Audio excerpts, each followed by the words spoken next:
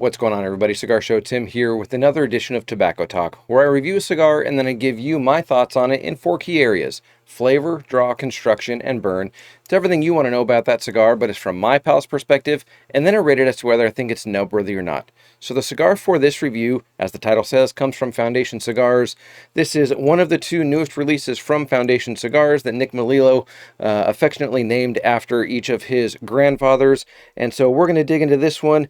This review is on the Foundation Cigars Charter Oak Pegnataro. As you can see right there, absolutely beautiful, featuring a Connecticut shade wrapper, a Jalapa Nicaraguan binder, and Jalapa and Esteli fillers. But we can stare at it all day, or we can do what we came here to do. If we're going to review it, there's only one thing left to do. Let's light it up. All right, let me show you the cap before I cut it off. You can see here that this cigar does have a pigtail cap on it. The cigar Vitola is a Corona. It is a 5.5 by 48. So let's give it a little cut and light it up. Okay, I went with a nice, simple, straight cut, as you can see right there. And on the cold draw for this cigar, I'm picking up notes of like honey graham cracker. There's a little bit of hay in there, and there's a little bit of like a light cedar wood as well. So let's toast her up. Okay, upon initial light up, I am getting notes of light hay, some small... Okay, upon initial light up, I'm picking up notes of light cedar wood. There's quite a bit of hay that's in there as well. There's a really, really nice creamy note that's in there. And there's a little bit of like a white pepper, black pepper kind of dance going back and forth between each of them. I'm going to jump into the first third. When I come back, I'll continue to tell you more about the cigar since I already went over the blend, and let you know about flavor profile, what it's been like, strength, all those different things that you want to know about. All right, let me show you the burn here at the end of the first third. As you can see here, doing very well. Nearly razor straight. Got just the slightest hint of a bump there on a wave. Otherwise doing pretty well. Ash is holding on pretty decent right now. The first ash fell off at probably about the 1/4 to a 1/2 inch mark. Didn't stay on for very long, but as you can see, it's holding on better now as they get through the end of the first third. Okay, the naming of this. I mentioned at the beginning that this one is named after one of his grandfathers. There's the Pasquale or Pasquale, I'm not sure how you pronounce it.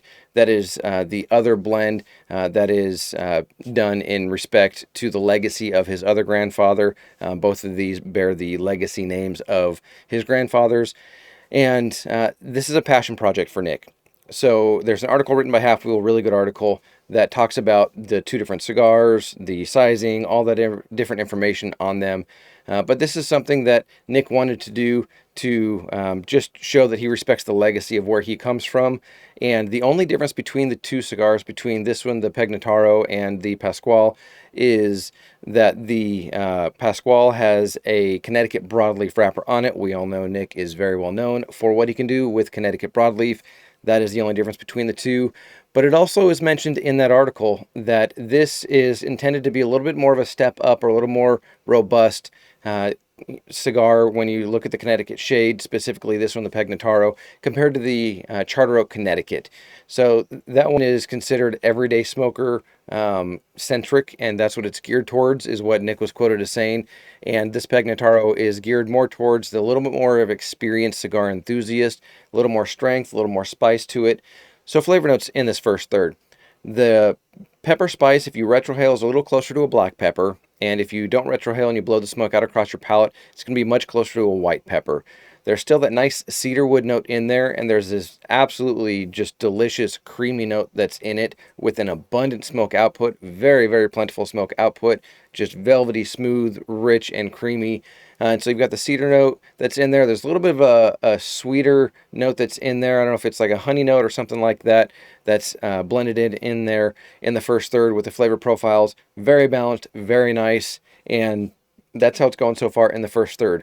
So when I come back at the end of the next third, I will let you know the strength, the draw, all those different things. Right now, the draw on this is absolutely perfect. It did have a really loose draw on the cold draw and initial light up, but that has actually come back down to a much more manageable level for my palate and what I prefer in terms of draw from a cigar. And strength on this, I would say it's probably about a mild plus to a medium minus. Again, ramped up just a little more than the Charter Oak, Connecticut with the core line that he has. So when I come back, I'll let you know how it's going in the second third.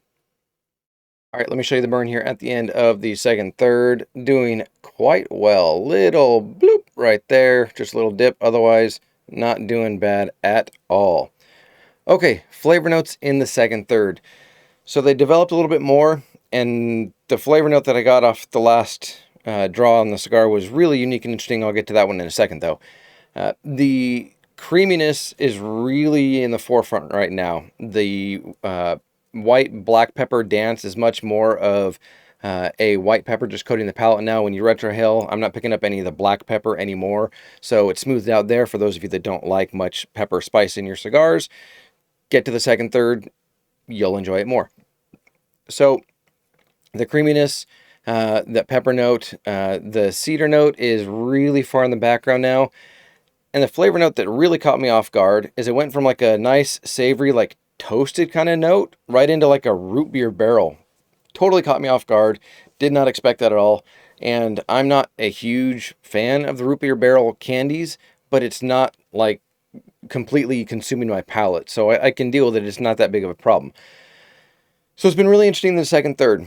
Strength on this, I would say it's still at a medium minus. It may be creeping closer towards a good solid medium, but I'd say it's a medium minus at this point. Draw is still doing very, very well. Smoke output is still absolutely abundant and plentiful, and it is doing quite well. So in terms of number of these cigars, first off, they're being rolled by AJ Fernandez, and Nick is having 500 boxes of 12 rolled every quarter is sort of the schedule that they're on as far as manufacturing based on the Half Wheel article. So there's about 6,000 cigars per quarter that are to be made. So you do the math on that, you're looking at about 24,000 cigars per year being put out just specifically for this Pegnataro. So now you know the quantities, now you know who's rolling them, you know all that information, you know the flavor profile, all of that wonderful stuff.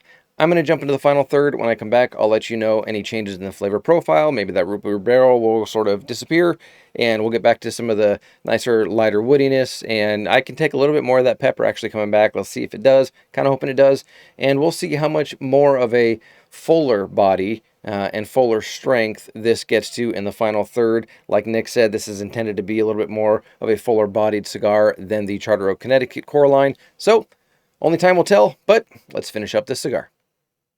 All right, let's wrap up this review. Here is the cigar at the end. Just a hint of a wave. Otherwise, it is pretty much a straight nice burn as the cigar wraps up. Okay, flavor profile in the final third. It got even better, guys. It got so much better. So the woodiness is pretty much gone. It's like that much of the flavor profile. The creaminess is there. The pepper did come back to more of a black pepper, coating my palate and through the retrohale. Nothing spicery level, but it's definitely, you know, you're going to notice it's black pepper. And then there's a really nice, that toasted note that was there in the last third, in the second third, came and really ramped up quite a bit. And it's much more of like a toasted, like a roasted cinnamon nut, like I'm going to call it an almond, like a roasted almond with cinnamon on it. Very, very good. And I have absolutely enjoyed this final third. So strength on this as it wrapped up, I would say it's probably a pretty solid medium as it wrapped up. Didn't go crazy strong, but it's definitely a good solid medium. This is one, as Nick intended it to be, that is much more in the fuller body and depth and richness with the flavor profiles, to a little bit more of a strength, a little bit more of a punch in the strength category than the original Charter Oak Connecticut. That's their core line. Really, really good. Enjoyed it. The first third was pretty good. The second third, you know, was a little bit okay, but then started to get really good. That root beer barrel flavor note, honestly, as soon as I took the next draw after I stopped filming the last segment, was completely gone. So that was a huge plus for me. So this cigar ended on a very, very good note. So overall, do I think this is nubworthy? Absolutely. This would be a fantastic cigar if you are newer to cigars, or you've checked out Connecticut's and you're like, okay, I want to get into Connecticut's that have a little more strength to it, see what a cigar like that is all about, this is a cigar that you definitely should have on your list to check out. Highly recommend it. Absolutely nub-worthy. If you've had this cigar already, then go ahead and put some comments down below. I know it was due to ship out in the fall, so it should be shipping out anytime. I didn't look to see when it is or if it already has, but go and look for the Pegnataro by Foundation Cigars. It is, in my opinion, with my experience and from my palate, a very, very good Connecticut cigar. Curious to check out the other one named after his other grandfather and see what that one is like with the Connecticut broadleaf. And the blend on that one is very similar, but in many ways it's very different as well with the Connecticut broadleaf and everything that is inside it. So that's going to do it for this edition of Tobacco Talk. Enjoy your cigar journey, everybody. I'm Cigar Show Tim. As always, I'll see ya.